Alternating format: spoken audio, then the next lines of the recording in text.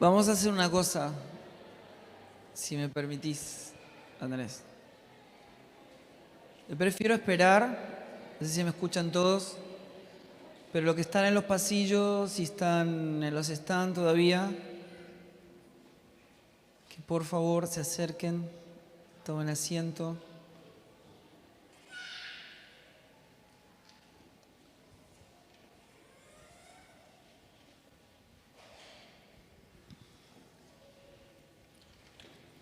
Por favor, trate de que nadie camine por los pasillos.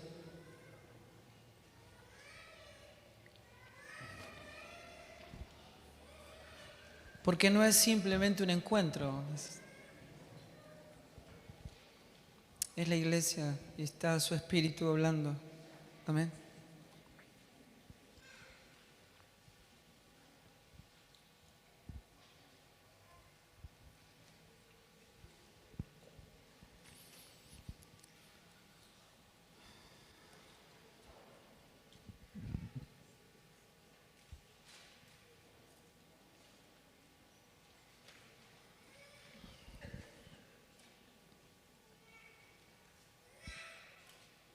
Amén. Bueno.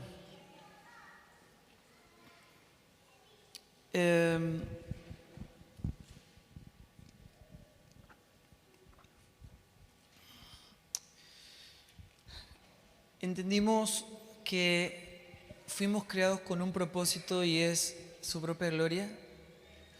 Entendimos que la identidad de la iglesia es Cristo. Esto es importante porque no hay individualidades en la iglesia. De ninguna manera la iglesia es un lugar de realización personal, de ninguna manera. Es un lugar donde nosotros vamos a morir. Dice la palabra que no hay ni judío ni griego, ni bárbaro ni escita, ni circuncisión, no hay varón ni mujer, no hay nada, no hay Pedro ni Juan, ni zapatero ni arquitecto, no hay nada, porque Cristo es el todo y en todos. Cuando vamos a Cristo, perdemos nuestra identidad para convertirnos en Él. Él es nuestra identidad. ¿Qué quiere decir eso? Que cuando uno va a Cristo, muere. ¿Amén? Jesús es la iglesia, Él es la casa.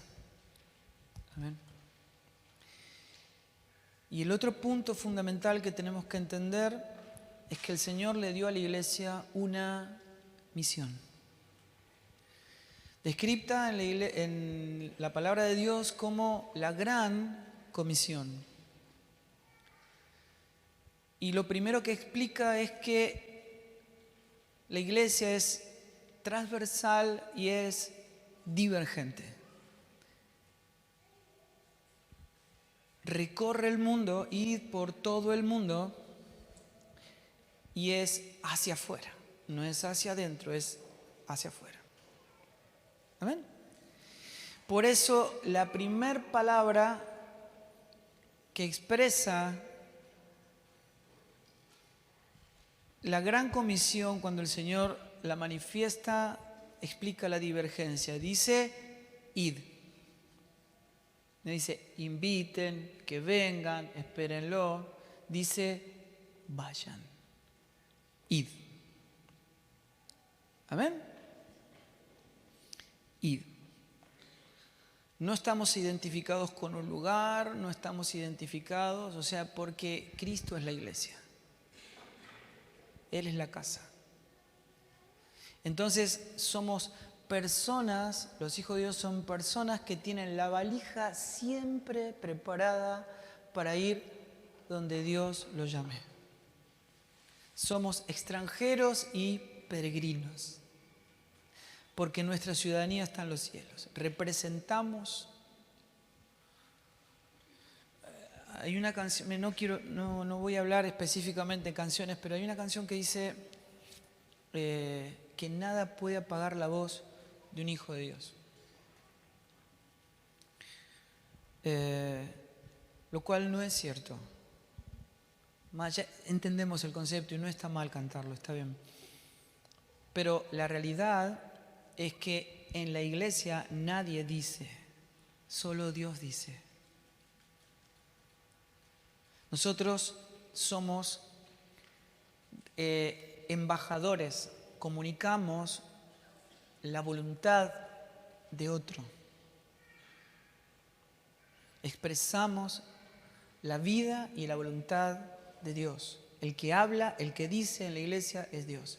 Ni los pastores, ni los profetas, ni los apóstoles, nadie. Dios dice solamente en la iglesia. Esto es algo tan importante porque algo que usted nunca tiene que buscar, ninguno de nosotros tiene que buscar, es consejo u opinión en los pastores. Esa no es la labor pastoral. El pastor no opina ni da consejo, o no debería, por lo menos. La labor pastoral es conducir a las personas a Cristo. ¿Está bien? No tiene que haber en la iglesia gente dependiente de gente. Dependemos de Dios. Entonces la labor pastoral es remitir a Cristo a las personas. O sea, no predicamos el Evangelio para que la gente necesite de nosotros, sino para que encuentre todo en Cristo. ¿Ven? Si el pastor te da un consejo y después el resultado no te gustó y decís, el pastor me dijo, y me fue mal.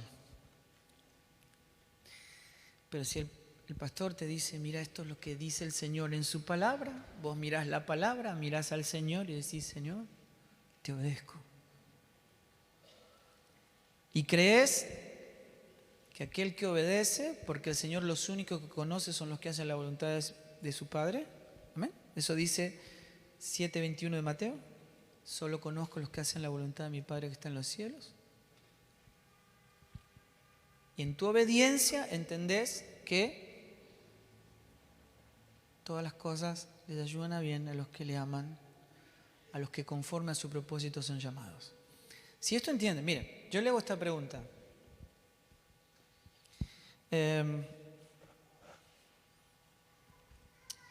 ¿Perder el trabajo es bueno o malo?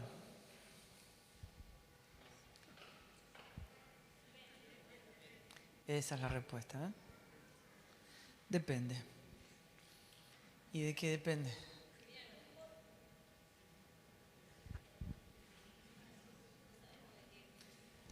Un muchacho me decía la vez pasada, y no, puede ser porque después Dios tiene preparado un mejor trabajo para mí. Y ese mejor trabajo que vos considerás, ¿es bueno o malo? ¿Y de qué depende? Exacto. Que Dios esté modelándome a la imagen de su Hijo por medio de las circunstancias. Todo lo que Dios está haciendo es manifestando la gloria de su Hijo en nosotros, porque para eso fuimos creados. ¿Enfermarme es bueno o malo? Bien. Vamos.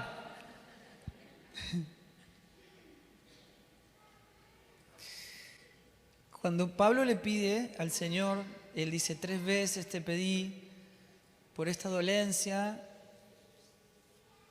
La respuesta del Señor fue no.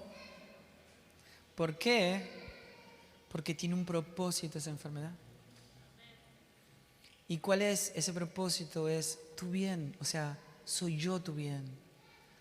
Es para que no te enaltezcas, para que vos comprendas que las revelaciones que tuviste no tienen que ver contigo, tienen que ver conmigo. Dice el Señor, Pablo, no te saco la enfermedad porque no te hace bien, no te conviene. Este aguijón en la carne es por tu bien. ¿Está bien?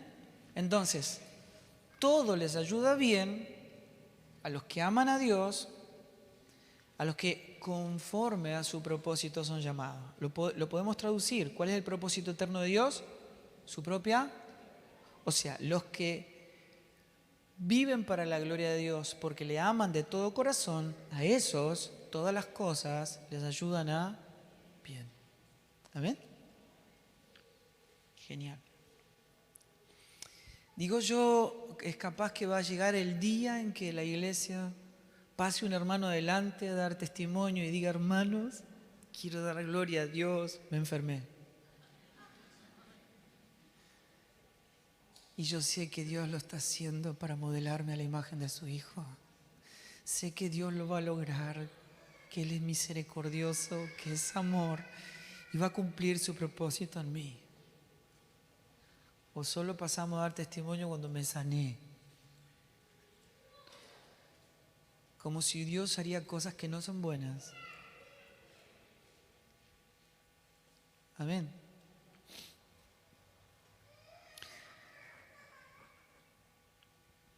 El Evangelio es transversal y es divergente. Yo digo, Jesús iba de ciudad en ciudad dando a conocer el Evangelio.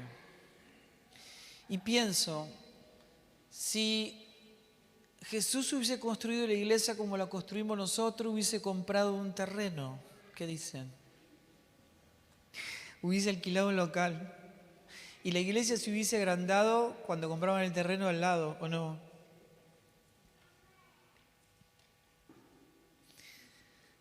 Es muy importante comprender esto. La iglesia es hacia afuera. Los edificios no es un lugar de establecimiento. Es un lugar de capacitación para salir. Jesús dijo: yo estoy fuera del campamento. Cuando Él dice vengan a mí, está diciendo salgan. La iglesia es la luz y la sal de este mundo y es útil donde hay oscuridad y donde hay muerte. No fuimos llamados a desarrollarnos adentro de edificios. No ese es el lugar de la iglesia. ¿Amén? Entonces, son útiles los edificios, por supuesto, pero es para capacitación, para que el pueblo se reúna a adorar, a beber y comer de Él para salir. ¿Amén? Esta es la misión de la iglesia.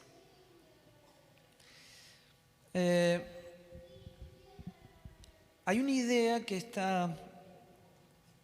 es típica del ser humano, que es el promediar. ¿No es cierto? Uno cuando habla con un joven decís: ¿por qué se hace esto? Y dice: lo hacen todo. ¿No es cierto?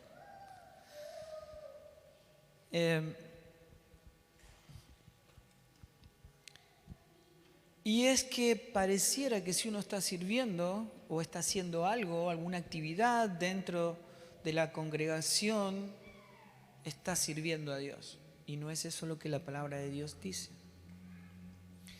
Es tan peligroso poder entenderlo de esta manera que capaz que alguien, que porque toca en el grupo de alabanza, o porque está en la cocina, o porque acomoda la silla, o porque limpia el local, piensa que está sirviendo a Dios. Es muy peligroso. Porque habría que redefinir la gran comisión, la labor de la iglesia. Ir por todo el mundo tocando en grupos de alabanza. Ir por todo el mundo acomodando las sillas.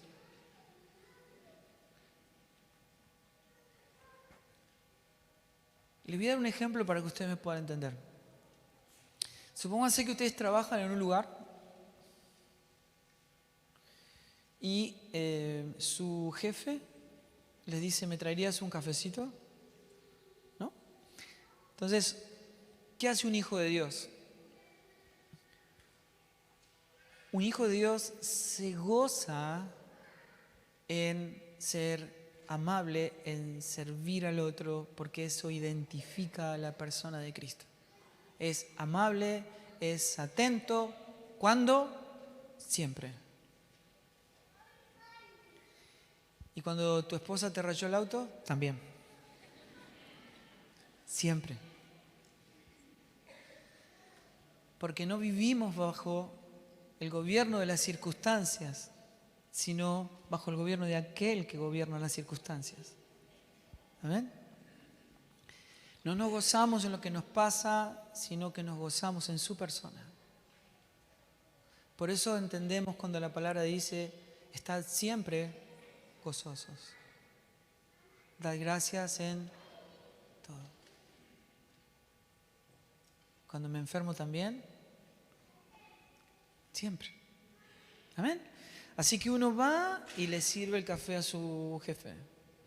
Tu jefe dice, qué especial es esta persona. Siempre atenta, siempre está contenta, siempre amable.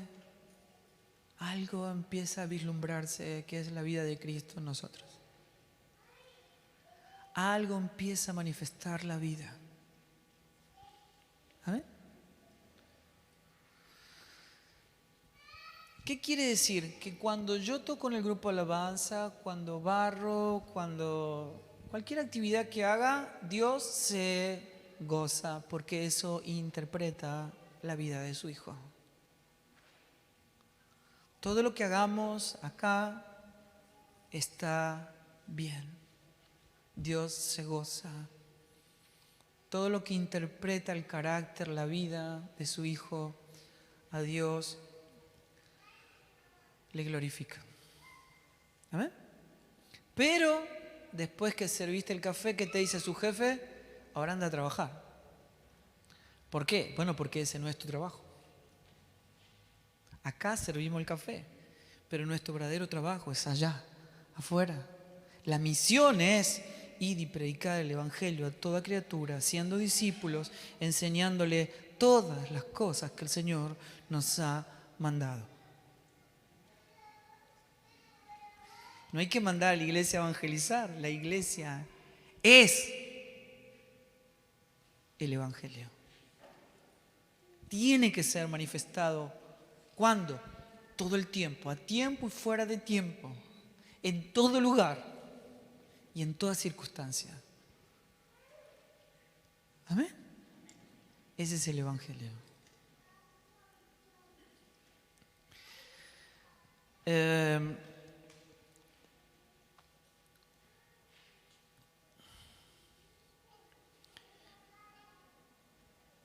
Hay un punto que es importante y es, a veces yo escucho algunos que por ahí manifiestan cuánto están apasionados por Jesús, ¿verdad? Y uno escucha ahí los gritos, ¿no? Y la pregunta es esta, ¿puede alguien que esté en Cristo no estar apasionado? La respuesta es no. ¿Por qué? Porque hay un solo mandamiento. Un solo mandamiento. ¿Cuál es? Amar a Dios con todo tu ser. Alma, corazón, fuerza y mente. Con todo tu ser, o sea, amar a Dios apasionadamente por encima de todas las cosas y todas las personas que están en este mundo. Y dice el Señor, el que no me ama más a mí, más que padre, madre, hijo, esposo, esposa, hermano, propiedades y aún su propia vida, no puede ser mi discípulo, no puede venir en pos de mí. No hay evangelio. El que no abandona todo lo que posee no puede venir. O sea, no hay un hijo de Dios que se pueda llamar hijo de Dios si no lo ama más a Él, más que a todas las cosas, si no es el tesoro de su vida. ¿Amén? Y vale la pena infinitamente perderlo todo por amor a Él.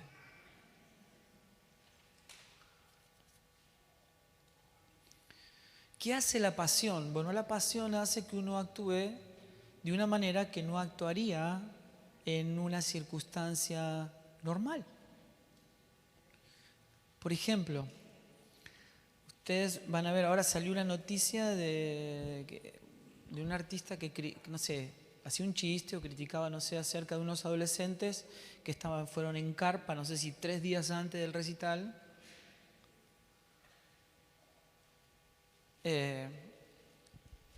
Con la lluvia, con todo, y Bueno, es que la pasión hace que uno actúe de una manera que, si a mí me pagan para ir a ese recital, no voy. Pero ellos estuvieron 3 días haciendo cola con carpa día y noche, porque la pasión hace que todo sacrificio se convierta en un privilegio.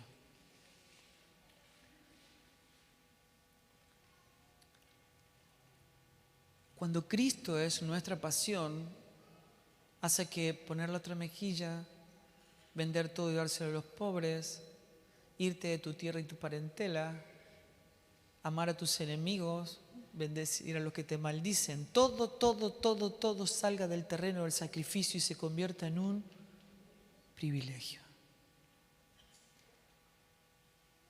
Es tan grande el valor del tesoro, es tan enorme el valor del tesoro, que nada cobra valor, todo empalidece, solo por hacer lo que Él espera de nosotros, su voluntad. Amén. Y caminar sobre las mismas pisadas que pisó nuestro Maestro, que vino a buscar y a salvar lo que se había perdido. Pasión por Cristo. No hay pasión por las almas cuando muchos expresan. La pasión es por Cristo. La pasión es por Él, que se manifiesta en amor por los perdidos. Amén. La única vocación del Hijo de Dios es Cristo. Y Él es el que provee los medios para expresar esa pertenencia. Él es el que dice, vos acá, vos allá, haciendo esto, vos, ¿verdad? Uno no sirva en lo que a uno le gusta, sino en lo que Dios quiere. Porque en el eje de nuestra vida está la gloria de Dios, es su voluntad. No es lo que yo quiero, sino lo que Él quiere. Cuando vamos a Dios, perdemos las expectativas. Solo por alcanzar el tesoro. ¿Amén? Entonces uno no puede decir, por ejemplo, en esta congregación no me gusta tal cosa, en esto no tal otra, ¿verdad? Miren, una pregunta sencilla, digamos, ¿no? Es, ¿para quién es el culto? Para Dios. ¿Qué quiere decir entonces? Que no tiene por qué agradarme. El único que le tiene que agradar es a Dios. ¿Sí qué importa si las canciones son antiguas, viejas o nuevas? Si lo que está puesto en el altar del sacrificio no son las canciones, es mi vida. ¿Me tiene que agradar el culto? ¿Y por qué estamos diciendo, la palabra estuvo buena, estuvo mala, estuvo larga, estuvo corta, las canciones, hay que renovarse? Porque perdemos el foco. Amén. Digamos, podemos renovarnos o no en cuanto a esas cuestiones, eso no importa.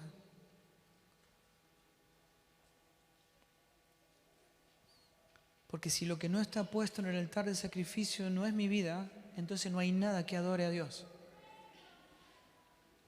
Amén. Escuchen, la adoración no es un evento. Nadie puede decir vamos a adorar a Dios. Nadie puede decir eso.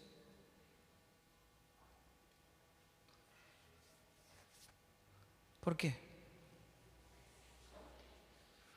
Porque adorar no es cantar.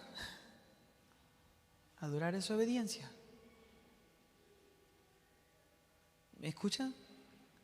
Adorar es obediencia. Jesús dijo, llegó la hora y la hora es esta. Es ahora, dijo Jesús, porque yo estoy acá. Yo soy el que hace posible la adoración. La manifestación de la vida de su Hijo es lo único que adora al Padre. Él es el que hace posible la adoración. Y dice, mi Padre es Espíritu y solamente puede ser adorado en el Espíritu. ¿Entienden? Las canciones no adoran. mi obediencia adora. Para que haya adoración en el Espíritu, tiene que haber una vida producida por el Espíritu. Una vida que dejó de vivir para sí mismo para que Cristo sea manifestado. Eso es lo que adora. Y entonces dice, más bien sed llenos del Espíritu Santo. Lleno del Espíritu Santo, hablando entre ustedes con salmos, himnos y cánticos espirituales. ¿Qué quiere decir? Que es el fruto de una vida que adora, el fruto de labios que confiesan su nombre. Es la expresión de vidas que adoran. No es un evento. No es vamos a adorar. Lo que está en el altar de sacrificio es nuestra vida. Un corazón consagrado completamente a Él. Amén.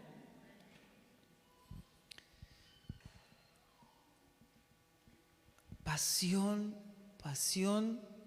por Cristo. Que no me permite verme a mí mismo. Amén. Sino que solo puedo ver a través de sus ojos, por la mente de Cristo, lo que a Dios le interesa. ¿Y qué le interesa a Dios? Su propia gloria. Y nos envía a buscar y salvar lo que se había perdido. Entonces no es si me siento bien, no es si quiero, no es si me parece bien. No, yo fui creado para esto. Fui creado para esto. La iglesia adora, la iglesia evangeliza, la iglesia glorifica su nombre. Es su identidad. ¿Amén? El Señor dijo, nadie puede venir en pos de mí si no toma su cruz, si no se niega a sí mismo. ¿Qué significa la cruz? Que va Él, muere, ¿verdad? Tomarla cada día,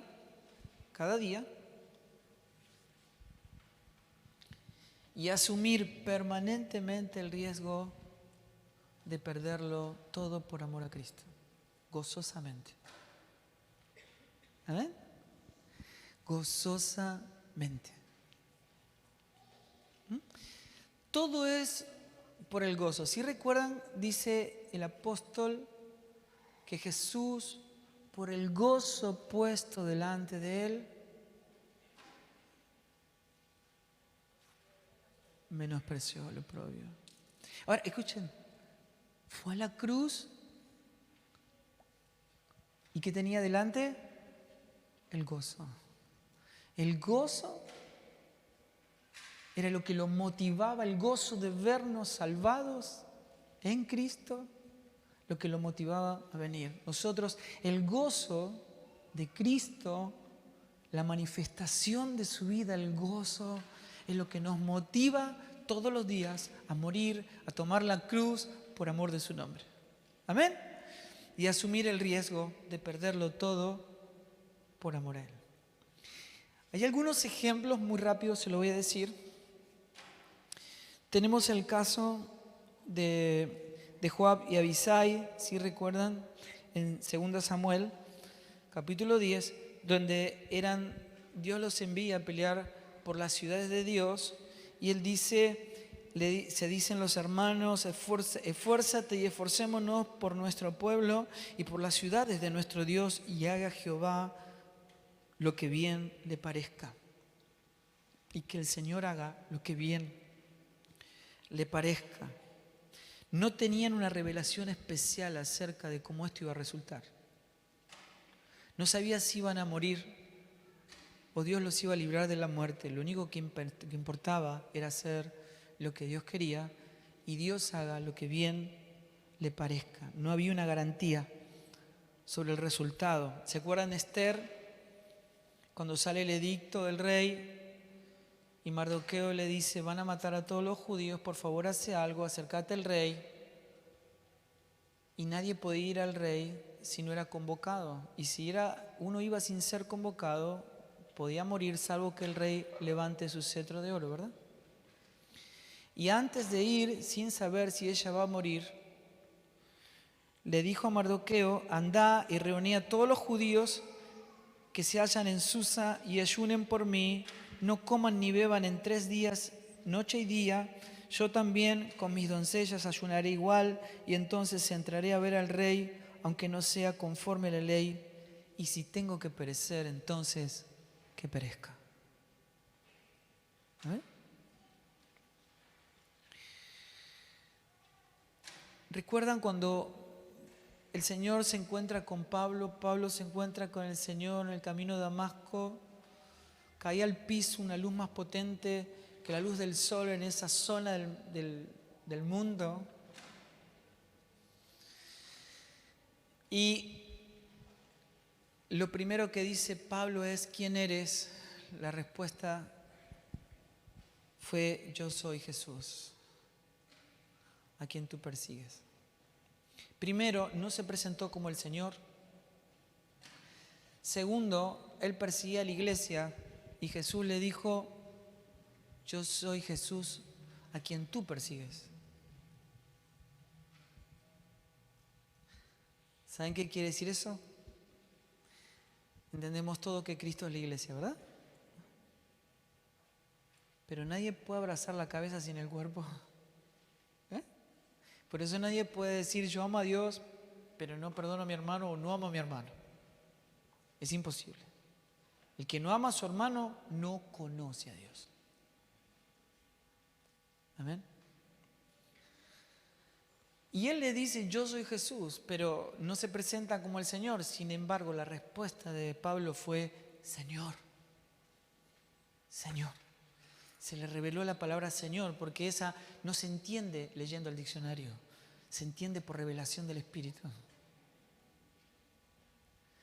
Porque él podría haber dicho, como gran parte de la expresión de la iglesia de este tiempo: uy, Señor, ya que estás acá, ¿por qué no me orás que estoy un poco el ciático, o tengo una sobrinita que tiene un problema, que te traje la ropita, ¿verdad? No. Cuando él dijo Señor, lo primero que se le reveló: que Dios no está a nuestro servicio, si nosotros estamos al servicio de Él. Él es el Señor. Y lo que dijo inmediatamente fue: Señor, ¿qué quieres que yo haga? ¿Amén?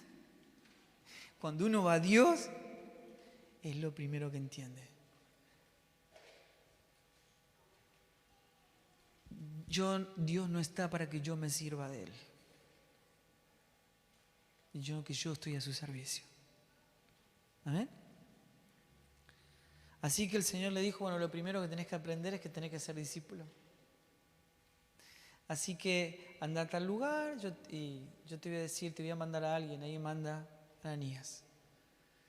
Y le dice a Ananías: anda a verlo a Pablo, el elemento escogido es este para mí.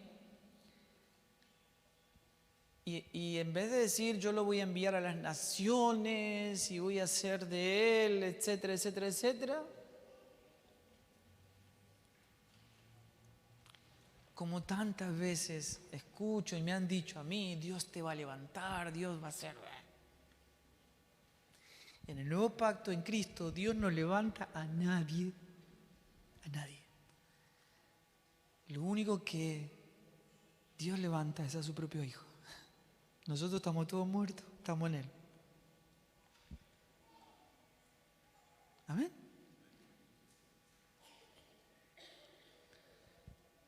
Y el regalo que Dios le estaba haciendo a Pablo es: yo le voy a enseñar cuánto es necesario padecer por mi nombre. Esperen. Pero yo estoy viniendo acá justamente para no padecer. Pare de sufrir. Mas el regalo de Dios fue darle el privilegio, el honor de padecer a causa de su nombre.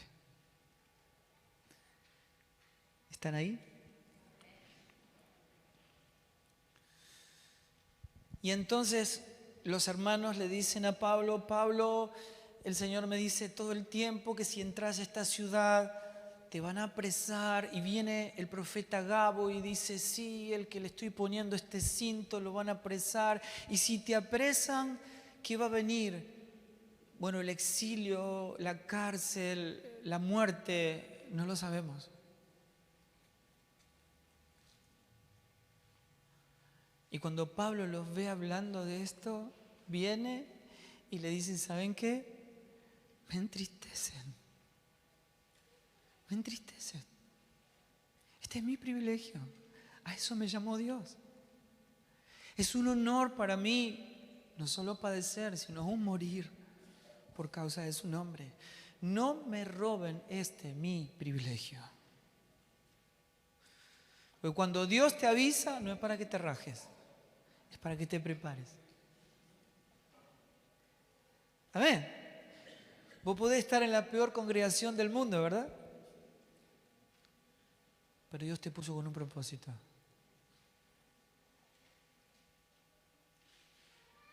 No tenés que buscar una mejor. Como su gloria es el eje, ¿quiere decir que yo vivo donde Dios quiere?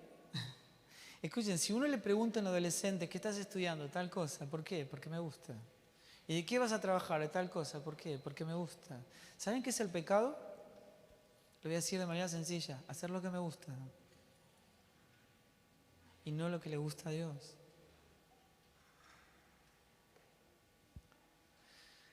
No voy a profundizar en esto, pero la verdad es que vivir para la gloria de Dios es estudiar o capacitarme para lo que Él me llamó.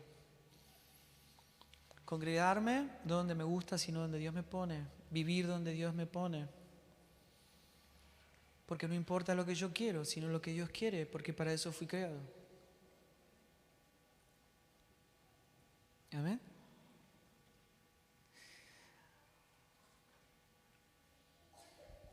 Y entonces Pablo dice esto. Miren, se lo voy a leer porque yo quiero que lo comparen con lo que a ustedes les pasa. Él dice así: de los judíos 5 veces he recibido 40 azotes menos una. 3 veces he sido azotado con vara, 1 vez apedreado. Pero apedreado de tal manera que dijeron, chache, para, no le tiren más piedras, ya está muerto, ya está muerto.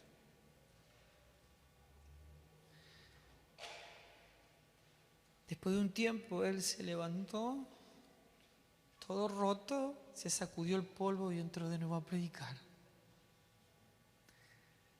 Porque si algo que Pablo se le había revelado, que el Señor era mejor que la vida. 3 veces padecí naufragio, pasé una noche, un día, flotando en alta mar.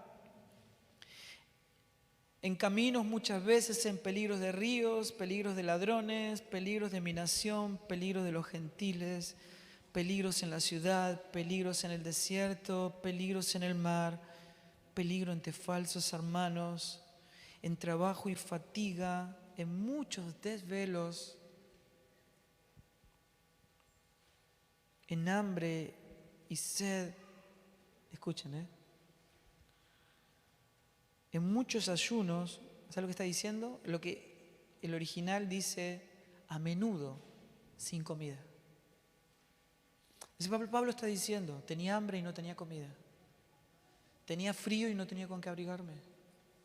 ¿Por qué? Por predicar el Evangelio. Y Pablo termina diciendo, y a esto se le suma el peor de todos mis dolores. Mi carga más profunda, que es que cuando yo llego entre ustedes, encuentro que uno está ofendido porque el otro no lo saludó, ¿me entienden?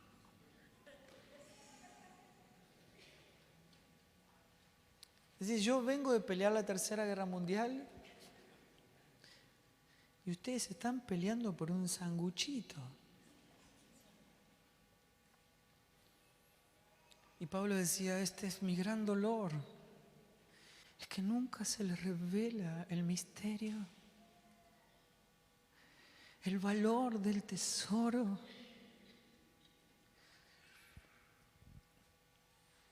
Que te extrae, te extirpa completamente de las circunstancias, que te desenfocan, Están perdiendo el tiempo en tonterías.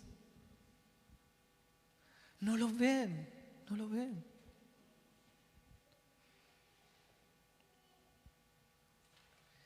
Y termina diciendo, aún así me gozo en lo que padezco por ustedes. Me gozo en lo que padezco por ustedes. Me gozo en las tribulaciones, en lo que sufro por amor a Cristo. Este es mi gozo, este es mi privilegio. Y no voy a detenerme hasta no predicar en todos los lugares donde Cristo no ha sido predicado.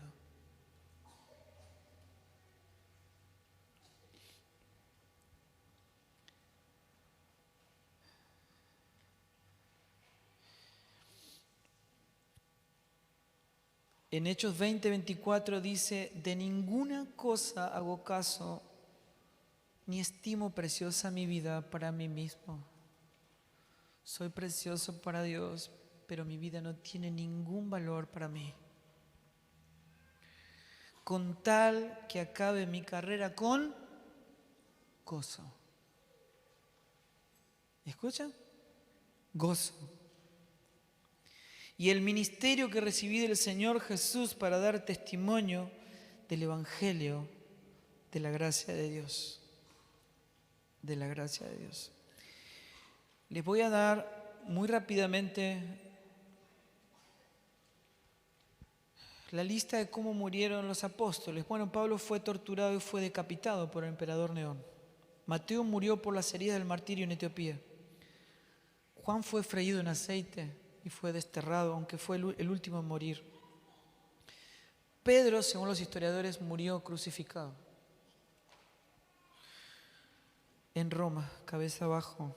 Jacobo fue decapitado en Jerusalén. Bartolomé fue martirizado por su predicación en Armenia. Andrés fue crucificado en una cruz en forma de X en Patras, en Grecia. Tomás fue atravesado por una lanza. Durante sus viajes misioneros, Santiago, el hijo menor de Alfeo, fue arrojado desde el pináculo del templo y como no murió lo mataron a golpes. Judas Tadeo fue muerto con flechas. Matías fue apedreado en Jerusalén y luego decapitado. Matías, el que muchos piensan que entró por la ventana, ¿no? Porque cayó en suerte, es él ser incorporado, pero después Dios pone a Pablo. Fue un mártir de Cristo. Simón el Celote fue aserrado. ¿Entienden qué es aserrado? Lo cortaron con un serrucho por la mitad. Felipe fue azotado, encarcelado y luego crucificado. Marcos fue arrastrado por caballos por las calles de Alejandría y fue hincado con ganchos en su carne así, hasta desgarrarlo. Lucas fue ahorcado en Grecia y podríamos seguir la lista, Esteban, apedreado y etcétera, etcétera, etcétera. La pregunta es, ¿Dios los amaba? ¿Por qué no los libró? ¿No tenemos un concepto equivocado que yo vengo a Dios para que Dios me libre de todo eso? ¿No es que no hay que sufrir? Y si pasa algo, le digo, pastor, ore por mí, ore por mí, ore por mí. Es capaz que estamos mirando otro evangelio, ¿verdad? Pero lo que nosotros no podemos entender es que el gozo y la paz del Señor no vienen por la ausencia de problemas, sino que vienen de Él. Y cuando yo vivo perdiéndolo todo por amor a Él, soy inundado por el gozo y la paz del Señor. Todo proviene de Él. Él es el todo en todos. Y no hay nada fuera de Él.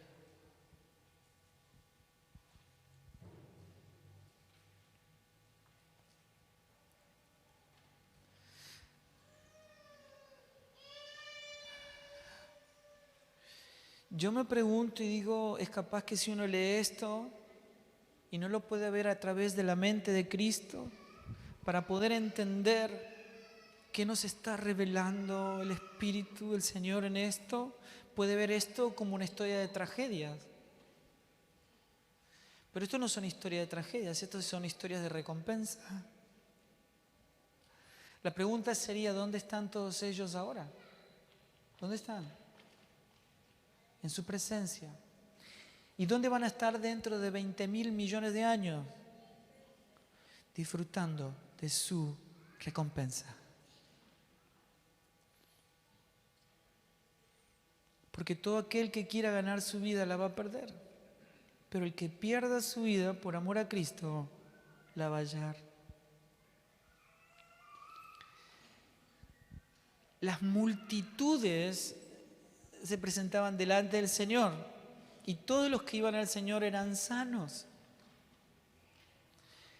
El Señor alimentó las multitudes, pero una vez se paró, según la Escritura, y dijo: miren, le quiero explicar qué es lo importante.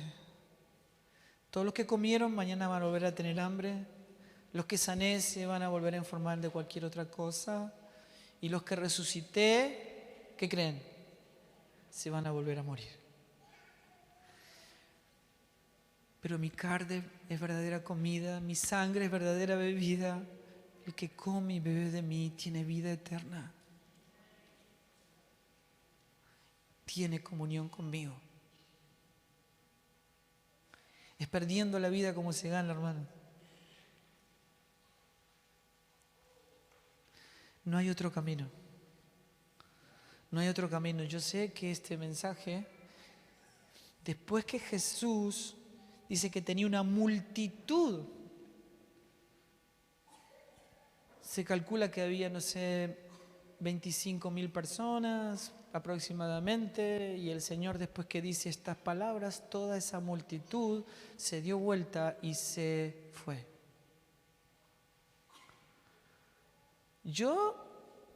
La ley propia de la hermenéutica, ¿no? Tratar de meterte ahí en el contexto para entender el contexto de las palabras de Cristo.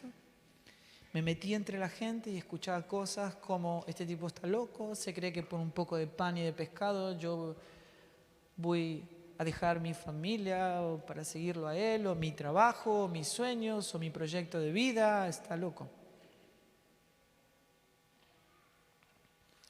Y los discípulos que estaban ahí se acercaron al Señor diciéndole: Señor, nosotros hemos dejado todo para seguirte, pero si me lo permitís, una crítica constructiva, me parece que esta vez se te fue la mano. Fueron duras tus palabras. Y nosotros podemos coincidir que en materia de amor al Señor nadie le gana, ¿verdad? Nadie puede amar más que Dios. Y el Señor le dijo: muchachos, ahí está la puerta. Si se quieren ir, pueden irse. Pero Jesús nunca predicó otro evangelio. Nunca. ¿Qué evangelio vamos a predicar? ¿A qué llama Dios evangelismo? Vení que Dios te va a solucionar los problemas. ¿Qué evangelio predicamos? Amén. La Escritura es tan fiel, tan clara.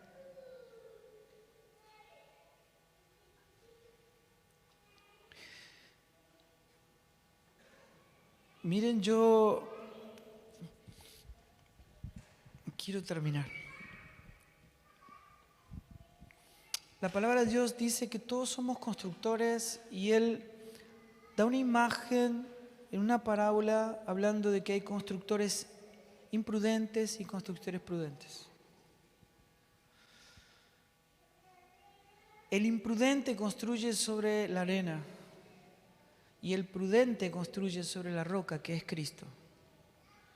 Y viene la lluvia y viene el agua y golpea con ímpetu y el viento. Y la pregunta es esta: ¿para quién vino la tormenta? Para los dos. O sea que el evangelio nada tiene que ver con evitar las tormentas. Nada.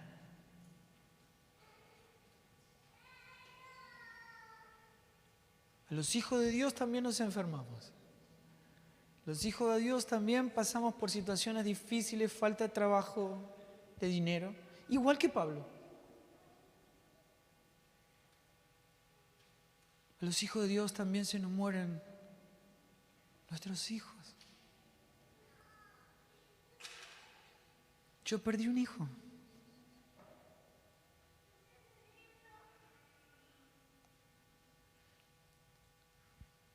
Pero la casa nunca se derrumbó porque estaba edificado sobre la roca. No se trata de cómo evitar las tormentas, sino de cómo soportarla. Es la vida de Cristo. ¿Qué evangelio predicamos? ¿Que Dios te va a salvar de las tormentas? ¿Que Dios va a evitar que sufras? ¿O que Él es la vida? ¿Que Él es la resurrección y la vida? ¿Qué es perdiendo la vida? ¿Cómo se gana el que quiera venir en pos de mí? ¡Ey! Nicodemo, ¿cuál es el precio para seguirte? Te tenés que morir. Sí, sí. Porque si no naces de nuevo, no podés ver el reino de Dios. ¿Amén? Miren, mi hijo cuando fue creciendo, empezó a tener su propia relación con Dios. Y su vínculo con Dios era tan especial que en un momento él, cuando termina la secundaria, me dice, me quiero ir a hacer un viaje misionero. Y yo, bueno, él nunca se había ido del lado nuestro. Y era difícil. Y digo, ¿y qué te dice el Señor? Y él me habló del sudeste asiático. O sea, dije, que al otro lado del planeta. Y dije, bueno, Señor, confirma. Porque una cosa que tenemos que entender los padres es que nuestros hijos no son nuestros, son de Dios. ¿Sabe qué quiere decir eso? Que no podemos educar a nuestros hijos como a nosotros nos gusta. Hay que educarlo como a Dios le gusta, porque son de Él. Amén, ¿no? Y el Señor confirma. Y nos dice Camboya. Y digo, voy a mandar a mi hijo a Camboya. Y cuando tomamos esa decisión, pues empezamos a orar. Y cuando nos ponemos a orar, mi hijo se levanta y me dice, papá, ¿puedes venir? Sí. Y me dice, el Señor me mostró el infierno. Y lloraba y lloraba y lloraba y no podía hablar y lloraba. Y el otro día lo mismo, y el otro día lo mismo. Y él me decía, papá, no puedo estudiar, no puedo trabajar, no. Tengo todas esas imágenes en mi cabeza, estoy perturbado, no puedo, no sé qué me pasa. Durante 2 meses el Señor le estuvo mostrando el infierno. Yo decía, ¿qué pasa? ¿Por qué, Señor? Entonces una mañana él me llama y me dice, ¿puedes venir, papá? Me siento en la cama con él y me dice otra vez, el Señor me mostró el infierno. Y me dice, papá, en el infierno hay lugares terribles. Hay lugar para los adúlteros, para los fornicarios, hay un lugar terrible para los que dicen y enseñan que no hay infierno. Y me dijo, papá, el infierno es un lugar donde la gente nunca deja de llorar.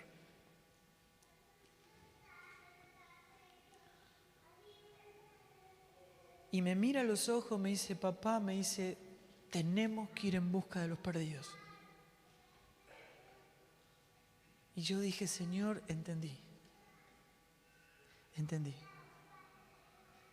El Señor le estaba haciendo, antes de ser enviado, le estaba haciendo sentir el mismo dolor que Él siente por los perdidos. Si uno no puede ver con los ojos de Dios el sufrimiento de Dios por los perdidos, es que capaz que confiamos el ir a padecer por causa de su nombre por estar cómodos en casa, descansando, preparándonos para ir a trabajar el otro día o mirando una película. El Evangelio es urgente. Es urgente, hermanos.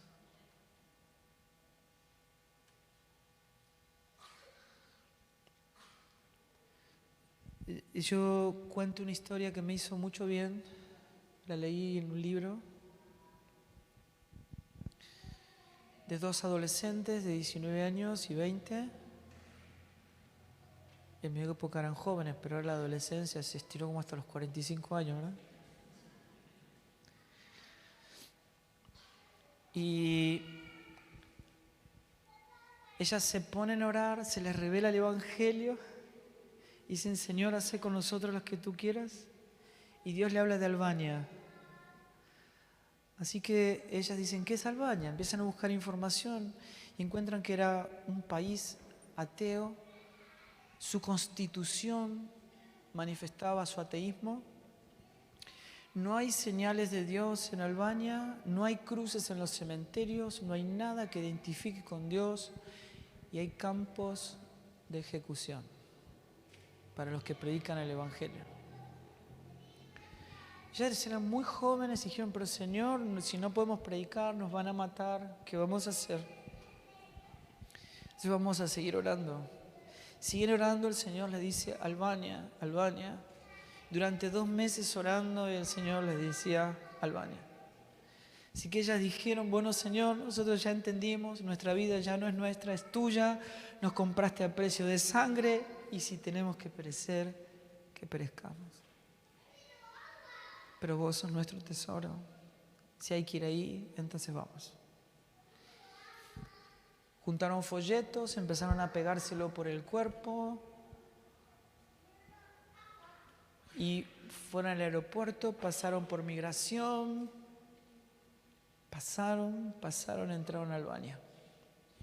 Agarraban los folletos y empezaron a hacer rollitos muy chiquitos y lo empezaban a poner entre las plantas, entre los asientos de las plazas, en los lugares públicos, y se iban a 100 metros y empezaban a orar y decían: Señor, trae la persona, trae la persona, trae la persona.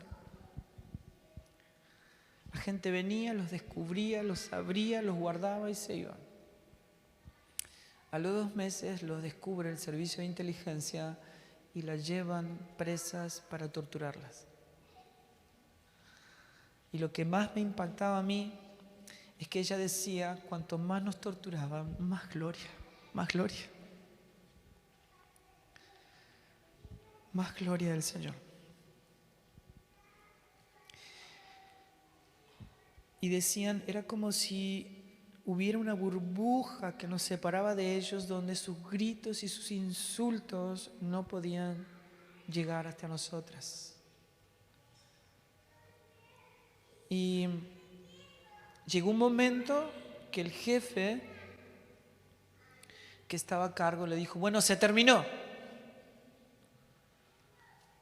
Mañana van a morir. Así que las vinieron a buscar, las llevaron derecho al campo de ejecución. Y cuando estaban llegando al campo de ejecución, en vez de doblar hacia la izquierda, doblan hacia la derecha. Ahí estaba la frontera. Había una larga cola de autos y en vez de hacer la cola, esquivan la cola y empiezan a pasar la migración, la policía. Y pasan. Y ellos decían, eran como si ángeles nos hubiesen cubierto, que nos hayan hecho invisibles. Pasamos y pasamos y salimos de Albania. Pasaron unos cuantos años. Por directiva de Dios, ellos deciden volver a Albania. Y cuando entran a Albania, un hombre las para por la calle y le dicen: ustedes no saben quién soy yo. Y ellos lo miraron y dijeron: honestamente no, Señor, no sabemos quién es usted. Y él les dijo: yo soy esa persona que les dijo a ustedes que mañana iban a morir. Pero ahora soy cristiano y soy pastor. Hace más de 25 años que Albania sacó de su constitución su condición de atea. Y hay más de 150 iglesias en Albania solo por 2 adolescentes que decidieron vivir el Evangelio como Dios dice que debe ser vivido. ¿Es perdiendo la vida como se gana? ¿Es perdiendo la vida como vemos el poder de Dios manifestarse para su propia gloria?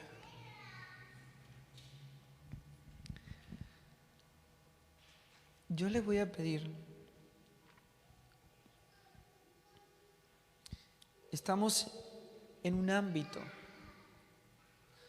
donde reconocemos el señorío de Cristo, donde el Espíritu ajusta la verdad, donde no hace falta ocultar nuestra enfermedad, porque para eso murió Cristo.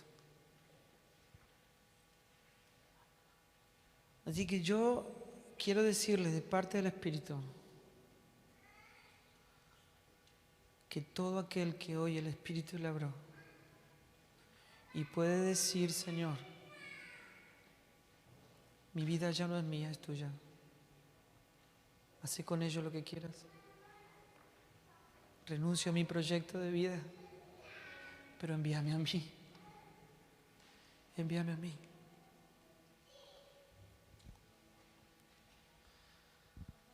Así que les pido por favor, los que el Señor les habló, por favor, pasen al frente si es posible.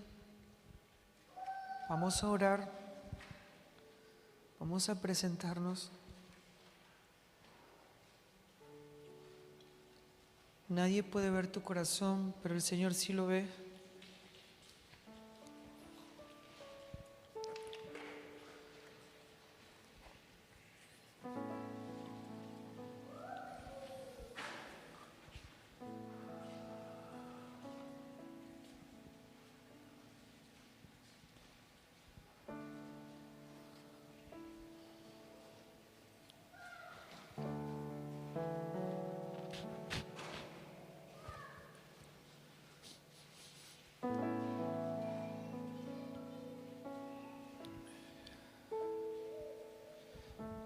Estamos completamente indefensos en la persona de Dios. Es imposible ocultarle a Dios nada. Él puede ver nuestro corazón, conocer nuestros pensamientos antes de que se hayan sido expresados.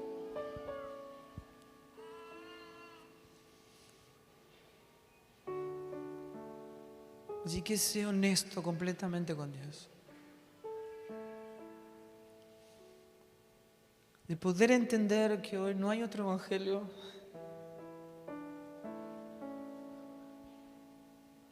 Que Dios no está para darme lo que yo quiero.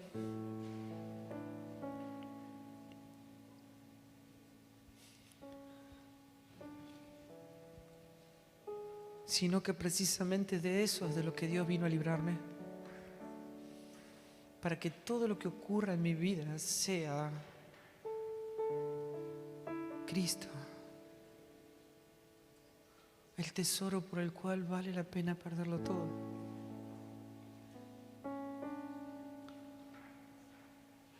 Así que decirle, Señor, líbrame de mí mismo, de la idea de cómo debería ser tu iglesia.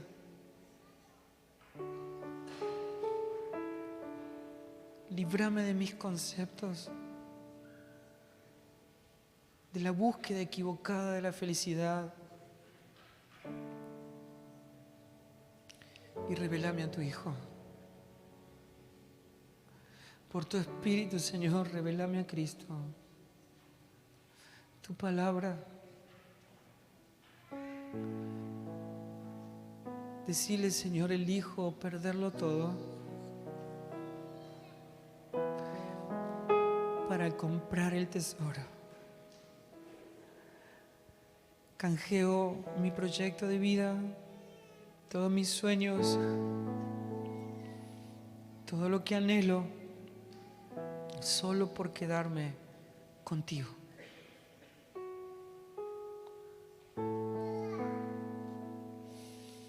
Señor, elijo tener las valijas siempre preparadas para ir donde tú me envíes, solo con el fin de que tu gloria sea manifestada,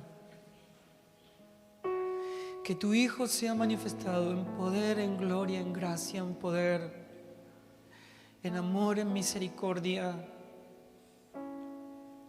para que el mundo pueda ver a Cristo en mí.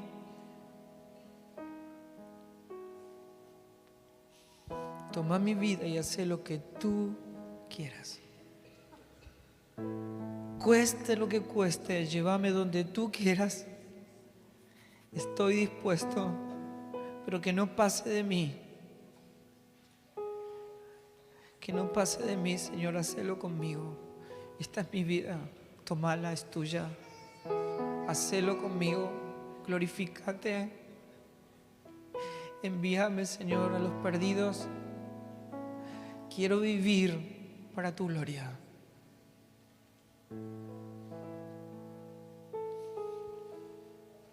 Bendito sea tu nombre, Jesús.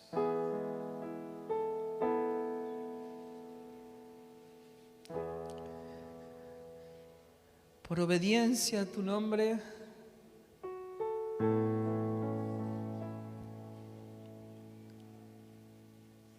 me comprometo a amar a mis enemigos, a poner la otra mejilla, a caminar la segunda milla, a bendecir a los que me maldicen, a orar por los que me roban, por los que me persiguen, por los que me ultrajan. Mirarlos a los ojos y amarlos con todo mi corazón, como tú me amas a mí, Señor. Porque eso es Cristo en mí. Esa es la gran noticia del Evangelio para este mundo. Es la luz de este mundo. Cristo en mí.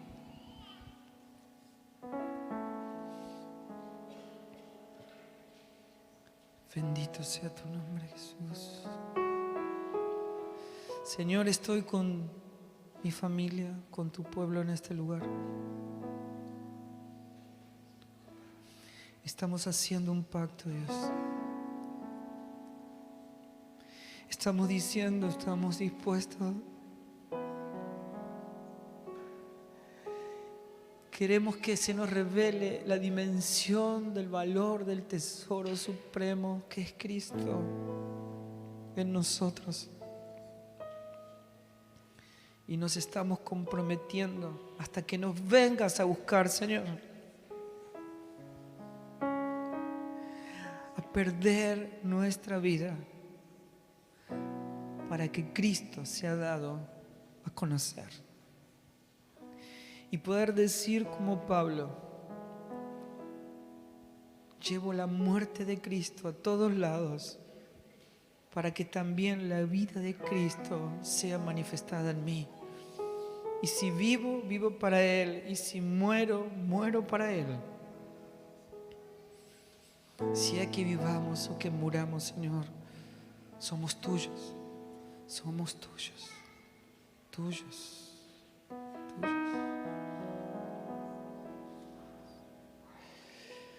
Señor, los bendigo en tu nombre.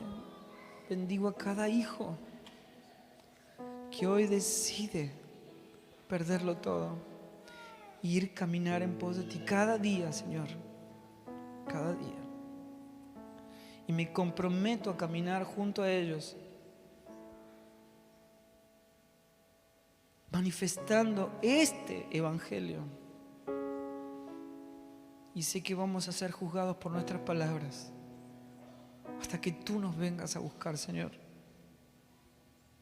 Una iglesia gloriosa, de tal manera que la tierra sea llena de tu gloria, del conocimiento de tu gloria, como las aguas cubren la mar. Señor, estamos anunciando la gloria postrera. Bendito sea tu nombre, Jesús. Puedes decirle, hacelo conmigo, Señor. Decíselo con tus palabras, por favor. Señor, hacelo conmigo. Aquí estoy. Me presento. Estoy ante ti, Señor.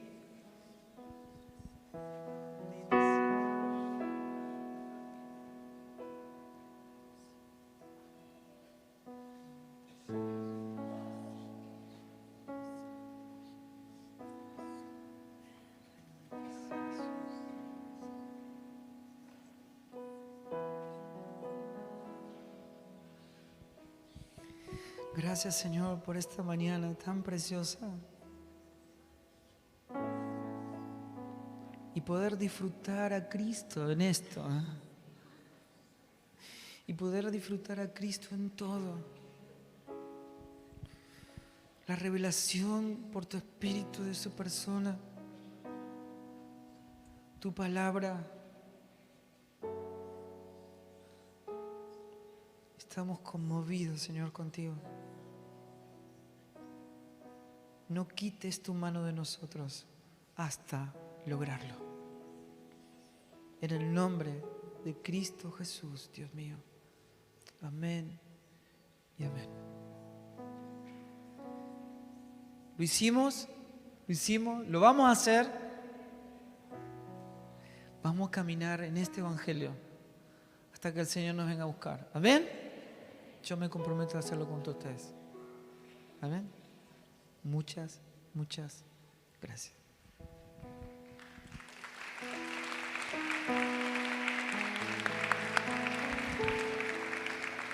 Gracias, amado pastor. Hay buffet por hacia atrás. Hay unos libros que el pastor Fabián escribió. Se llama Invisibles. Se pueden acercar al stand de jóvenes. A las 18 horas nos encontramos acá y a las 20 tenemos el culto general. ¿Cómo?